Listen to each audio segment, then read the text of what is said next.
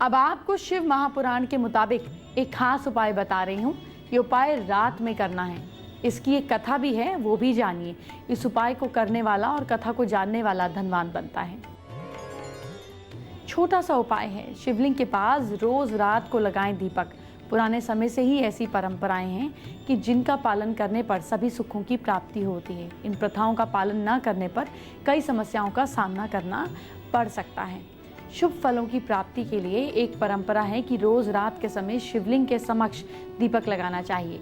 इस उपाय के पीछे एक प्राचीन कथा बताई गई है। वो ये, गुणनिधि नाम का एक शख्स था। वो बहुत गरीब था और वो भोजन की खोज में लगा हुआ था। इस खोज में रात हो गई और वो एक शिव मंदिर में पहुंच गया। गुणनिधि ने सोचा कि उसे रात्रि में विश्राम करना चाहिए, किसी भी मंदिर में जाके सो जाना चाहिए। रात के समय वहाँ बहुत अंधेरा हो गया। इस अंधकार को दूर करने के लिए उसने शिव मंदिर में अपनी कमीज जलाई और रात के समय भगवान शिव के समक्ष प्रकाश करने से उस व्यक्ति को अगले जन्म में देवताओं के कोषाध्यक्ष कुबेर देव का पद प्राप्त हुआ। इस कथा के अनुसार ही शाम के समय शिव मंदिर में दीपक जलाने वाले व्यक्ति को अपार धन संपत्ति ऐश्वर्य की प्राप्ति होती है। इसीलिए नियमित रूप से रात के समय किसी भी शिवलिंग के सामने दीपक लगाना चाहिए। दीपक लगाते समय ओम नमः शिवाय मंत्र का जाप करना चाहिए। आइए बात करते हैं आज की स्पेशल एस्ट्रो टिप का। देखिए, आज मैंने सैलरी बढ़ाने की बात करी, तो जाहिर है जो आपको टिप दूंगी वो भी सैलरी से रिलेटेड दूंगी। अगर आप अपनी सैलरी का कुछ परसेंटेज, चाहे 1%, चाहे आधा %, किसी गरीब ज़रूरतमंद इंसान की रिस्पॉन्सिबिलिटी उठाने में लगाते हैं, जैसे किसी की लंबी बीमारी है उसकी दवाई की, किसी के बच्चे की एजुकेशन की, किसी ऐसे काम की जो रेगुलर चलता जाए और आपका परसेंटेज भी सेट हो जाए, तो आपको ज़िंदगी में कभी भी किसी भी चीज़ की दिक्कत नहीं आएगी।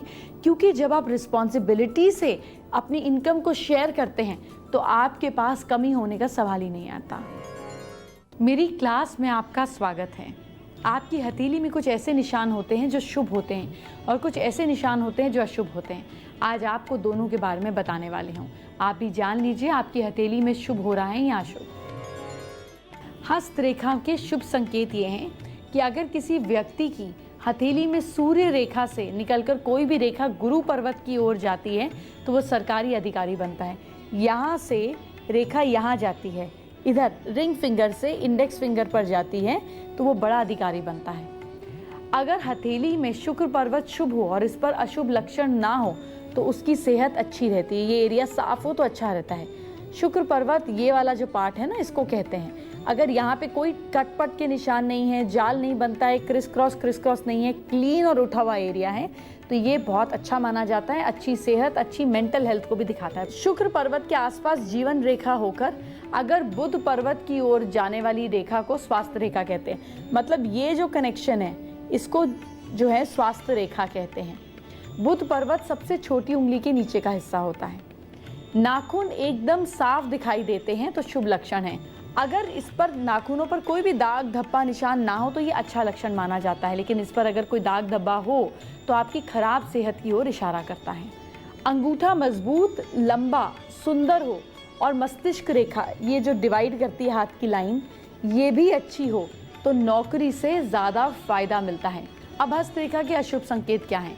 अगर दोनों हथेलियों में हृदय रेखा कमज़ोर हो, यानी कि ये जो ऊपर लाइन जाती है ना, ये टूटी फूटी हो, कमज़ोर हो, कम दिखाई दे, ये जो ऐसे ऊपर जाती है लाइन इधर, ये अगर कमज़ोर दिखाई दे तो इंसान आलसी, कामचोर बन सकता है। अगर मणिबंध पर एक ही रेखा हो, यहाँ पर एक ही रेखा हो और वो जीवन रेखा में कोई सुख नहीं देती, ऐसे में कोई उत्साह, कोई एक्साइटमेंट लाइफ में नहीं बचती।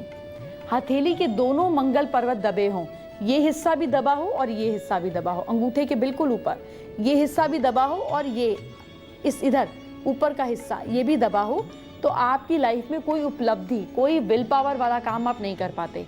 ये लोग किसी भी काम में एनर्जी को नहीं दिखाते और पीछे रह जाते हैं।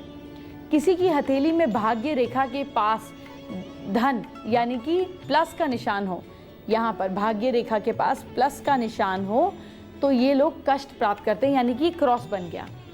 अगर मस्तिष्क रेखा बहुत ही छोटी हो, ये आधा डिवाइड करने वाली लाइन ये बिल्कुल छोटी सी हो, ये यहीं तक हो, तो भी इंसान को बहुत कष्ट होते हैं।